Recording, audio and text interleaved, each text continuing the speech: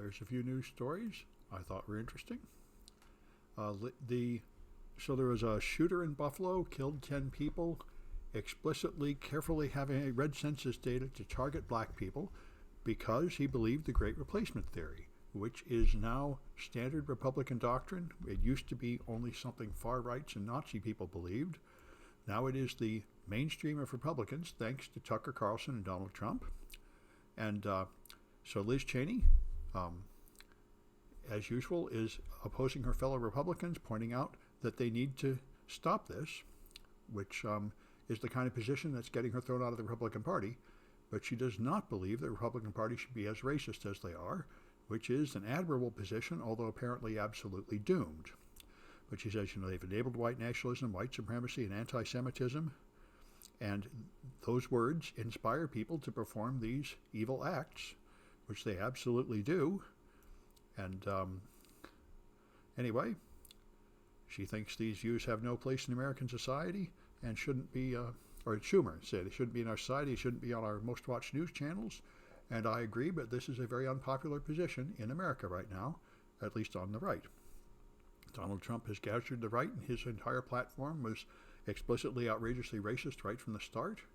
His very first speech on the elevator, going down the golden escalator, saying he was going to get rid of all the Mexicans and ban all the Muslims.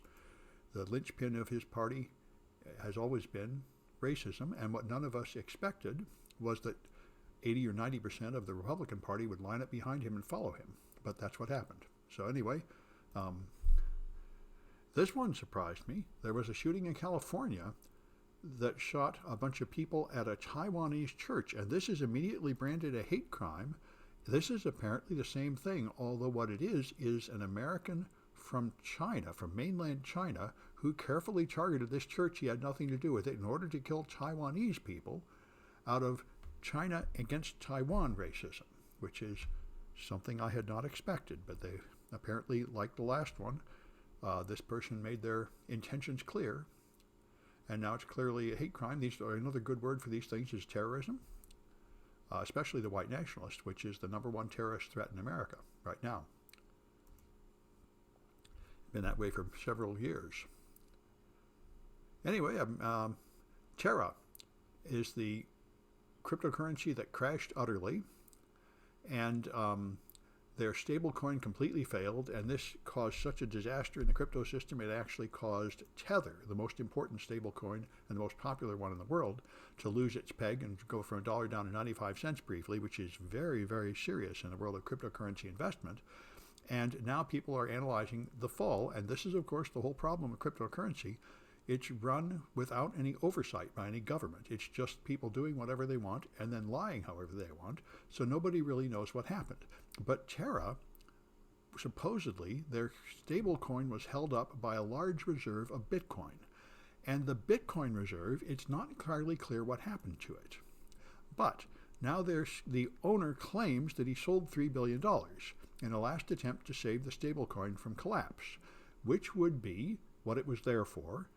But another analysis says what they did was they took the $3 billion of Bitcoin and they bailed out the large whales that owned the largest amounts of Terra. So this sounds like what they did was take the Bitcoin reserve and withdraw their own Terra coin, and then let the other investors high and dry. But anyway, now they have a refund program to refund people who invested in the stablecoin, and this is following a suggestion from Vitalik Buterin, one of the founders of Ethereum, that said what you should do is refund the small investors first, which is what the Federal Reserve does. They have a $200,000 limit on bank accounts, and they will refund your losses up to that level. So he said, just refund the small people first until you run out of money, and that will recover like 90% of your investors. And the big investors are the ones that will lose, but they're presumably the ones that can afford it, and that is what they say they're going to do. But the fund they're using to do it is extremely small. They lost billions of dollars, and the fund is a few million. So, $40 billion ecosystem collapsed, and now they've got a fund which is, hopefully they're going to boil that down to dollars somewhere. Anyway, their fund is not now yet. 28 million tether. That's $28 million there. And here's another 23 million. So it sounds like they have about 1/1000th of the money they would need to refund everybody. So they're only going to get the small investors, adding up to a tiny fraction of the money. Yeah, and I bought $100 of this to see what would happen, and it rose to $300 briefly, and then crashed to zero, and then came back to about $30, and now it's about $20. So I think it's probably not ever going to rise, but it helps me learn about this stuff. Anyway, so we'll see what comes of it all, but it sounds like the thing is doomed, and there's going to be just scraps around here. So Josh Hawley has now threatened to end Disney's special copyright protections. Now, what I heard was that the copyright period was extended for everybody, but it was extended particularly for Disney because Mickey Mouse was going out of copyright. However, it's not a law that affects only Disney, which the law Ron DeSantis threatened to remove was. There was a special zoning, special tax district thing declaring Disneyland a town of its own or something in the state of Florida. And Ron DeSantis explicitly said he was going to end that special protection in order to punish them for daring to criticize his anti-gay bill. And Josh Hawley is going to remove their copyright protections for being woke. And what's interesting about these, this sort of divides people. I was talking to my sister about it, and you could argue that the actual actions they're proposing here are good actions. Removing the special tax break for Disneyland and removing the extended copyright, both of those might be better removed, but doing it explicitly to punish companies for making political statements is very troubling, and it would seem to directly contradict the First Amendment, where you're supposed to be allowed to have political speech in America. That's the whole point of a democracy. You're supposed to be allowed to say anything politically, up to the point, presumably, of inciting a mob to commit violence, and telling people that you must just sit down and shut up and not express your political opinion or we will punish you at the government is certainly something I don't want to see. But it looks like that's going to be the new Republican policy.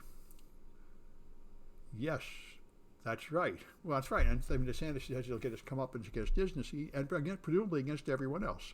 So he's going to be thin-skinned like Donald Trump and punishing everybody who dares to question his will, which is not, the kind of leadership I would like to see in America.